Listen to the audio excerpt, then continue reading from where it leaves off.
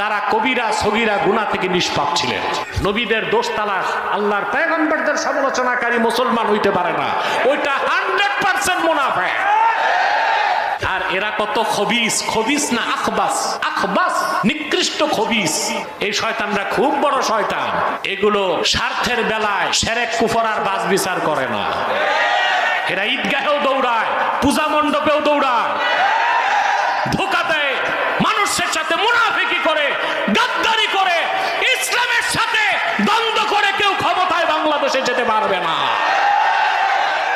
বড় বড় কুফর করে, কুফর করার পর বলে স্লিপ অফ টাং। এত স্লিপ অফ টাং, মাথা এতটা নষ্ট হয়েছে, তো ওয়াজ করার দরকার কি? সঙ্গী সাথীরা বলতেছে তো পাগল, তো এই জন্য বলে ফেলছে। এদের কাছে দিন বড় না, দলটা বড় হয়ে গেছে। দলীয় লোক তো, স্বজন প্রীতি শুরু হয়ে গেছে। তো তোমরা পাগলকে গাড়ি চালাইতে দাও, পাগল গাড়ি চালাতে পারে। যারা পাইলট